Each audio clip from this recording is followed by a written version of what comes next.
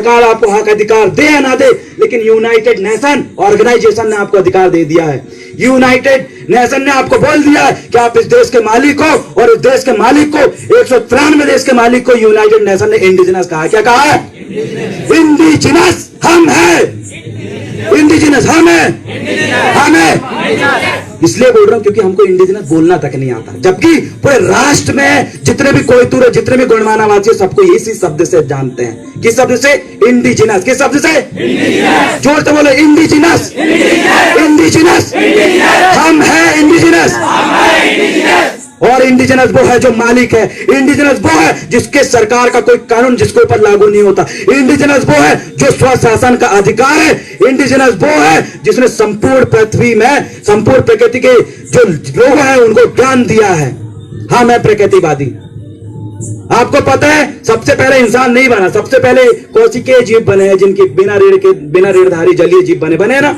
Darwin के सिद्धांत, हमारा जो कोया पुणे में जो हमारा जो सिद्धांत है, हमारी व्यवस्था है, वो प्रकृतिवादी व्यवस्था है। कौन सी व्यवस्था है? हम मानने वाले लोग कोया पुनेम को मानने वाले लोग। किसको?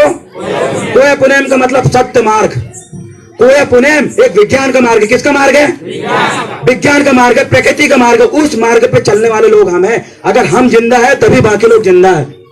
क्यों? आप जिस जगह पे रह रहे हो इसके आइट साइड पूरा जंगल है। जहां आदिवासी, जहां कोयतूर है वहां जंगल है, जहां जंगल है वहां कोयतूर है। मतलब हम लोगों ने जंगल को बचाया है। किसने बचाया है? साले जंगल को नष्ट करने वाले उन लोगों के घर में, उन लोगों के क्षेत्र में जाओगे ना, पूरे खदान खोद दिए, पूरे पेड़ पौधे नष्ट कर दिए। हम लोगों ने प्रकृति को बचाया है। इसलिए पूरा विश्व कहता है कि अगर इस पृथ्वी में संपूर्ण जीव जगत को अगर जीवित रखना है तो आदिवासियों की संस्कृति को अपनाना पड़ेगा। और उस संस्कृति को मानने वाले लोग हम हैं। अगर कोई हमारी संस्कृति को नष्ट कर रहा है, सुन लो, को मैं अपने जीवन में अमल करूंगा तब वो बात सिद्ध होगी। मर्राम एक गांव है और हम इस मर्राम गांव में गोंडवाना छात्र संगठन GSU गोंडवाना स्टूडेंट यूनियन का गठन करने के लिए आए हैं। और मेरे को पता चला यहाँ पर 8 गांव के युवा साथी आए। कितने गांव के? 8 गांव। उन 8 गांवों के युवा साथियों को सबसे पहले मैं सेवा जोहार करता हूं, जिंदाबाद कहना चाहूंगा, क्योंकि आप में वो ललक थी कि आपने ऐसे संगठन में ज्वाइन होने की इच्छा जाहिर की जो संगठन पूरे छिंदवाड़ा में तहलका मचा चुका है। पूरे छिंदवाड़ा जिले के सभी ब्लॉकों में हमने छात्र संगठन का गठन कर दिया है। और आज लास्ट पांडुरना ब्लॉक था जो हमने गठन कर चुका है। यहां से साथियों ने, जिन साथियों ने वीडियो देखा होगा उनको पता चल गया होगा। कितने ने वीडियो देखे? मजा आया? तूफान मचा दिए। इसी जोश और जुनून और उत्साह के साथ अगर हम हमारे सबसे नीचे तबके के समाज को अगर ऊपर उठाने के लिए अगर तैयार हो जाएं, तो किसी की ताकत नहीं, किसी की औकात नहीं, और किसी में इतना दम नहीं जो हमें रोक सके। बढ़ेंगे, पढ़ेंगे, लड़ेंगे, इस उद्देश्य के साथ गोंडवाना स्टूडेंट यूनियन आगे बढ़ता है। यहां पर ST और OBC के कुछ साथी है क्या? चलो ठीक है, लेकिन हमारे मुहिम है वो ST, SC और OBC को एक करने की है। चाहे गांव का हो, जिला का हो, ब्लॉक का हो, देश का हो, विदेश का हो, हम सभी को उसका इतिहास याद दिलाते हैं। सही मायने में शिक्षा क्या होती है ये हम उनको बताने का काम करते हैं।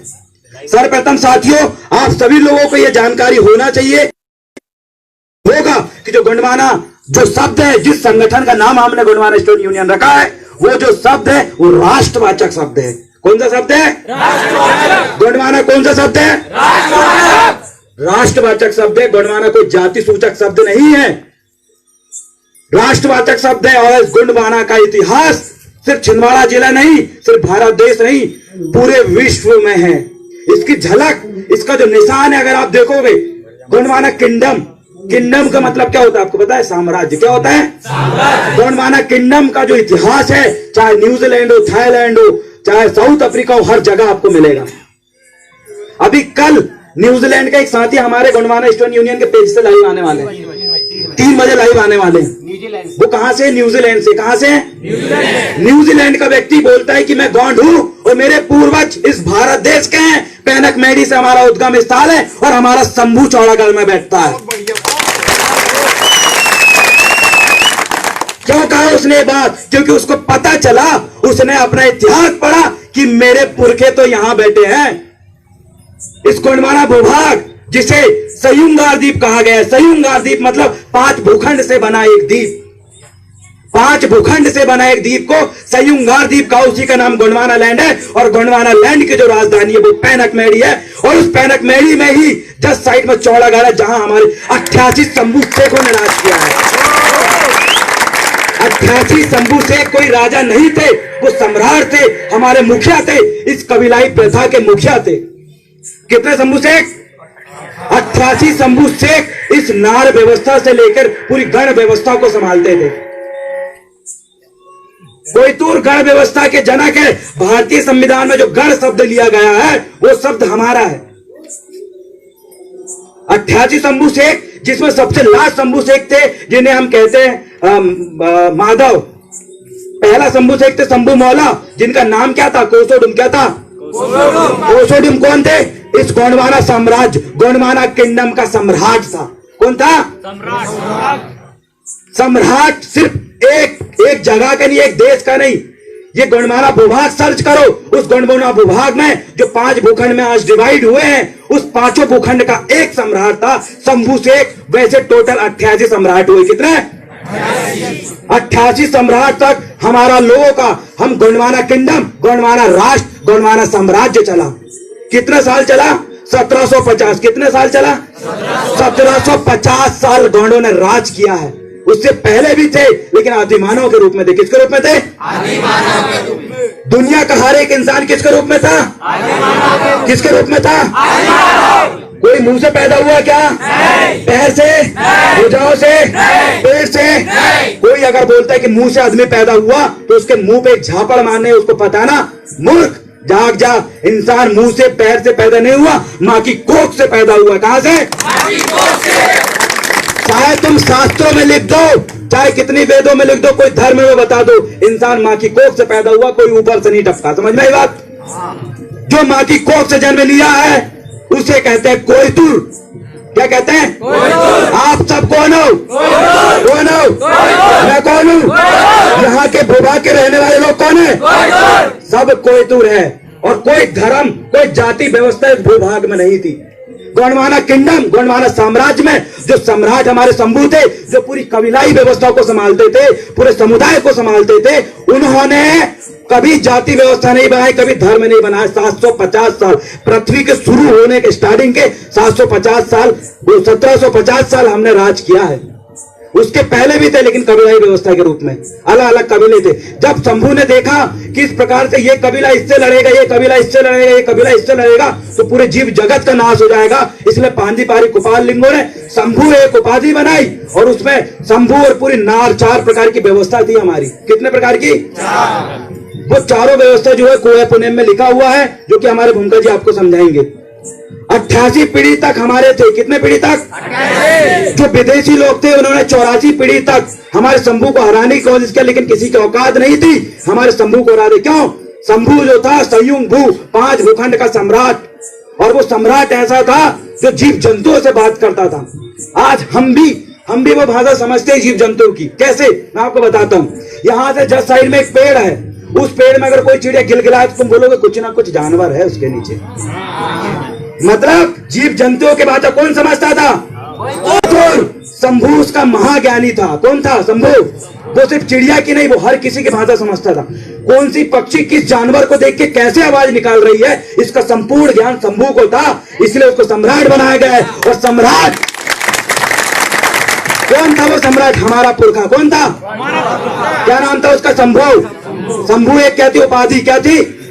उसमें कितने शंभू शेख बैठे? 88। कितने?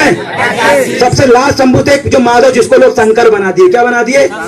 अरे शंकर नहीं, हमारे शंभू थे। और एक शंभू नहीं थे, एक शंकर नहीं था। अगर तुम बोलते कितने थे? कितने थे? कितने थे? ये शब्द उन लोगों के मुंह पे मार के समझाओ जो कहते हैं एक ही शंभू था। उनको बताओ शंभू के जो माता पिता, उनका नाम भूमिका जी बताएंगे, हमने लेके आए उनको। संपूर्ण इतिहास आपको पता होना चाहिए। उस चौड़ागढ़ में पैनकमेड़ी हमारी राजधानी थी, और उस पैनकमेड़ी को आज पांडवों की गुफा बना दिया। क्या बना दिए? अरे हमारा रियल इतिहास, अगर तुमको किसी को लगता है कि जो आदिवासी है, जो कोयतूर है, सिर्फ भूखे नंगे हैं, यही दिखाते ना टीवी में, कैसा दिखाते हैं? अरे वैसे नहीं थे। तुमको अगर जानना ही है कि हम आदिवासी कैसे थे तो देख के आओ एक बार सिंधु घाटी सभ्यता को, देख के आओ एक बार सिंधु घाटी सभ्यता को।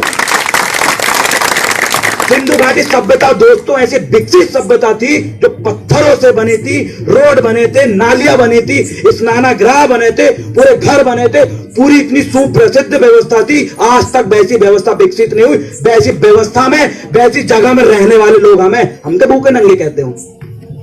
मालिक है हम, कौन है? कौन है? हम सिंधु घाटी सभ्यता, हड़प्पा सभ्यता, उस जगह रहने वाले लोग हैं।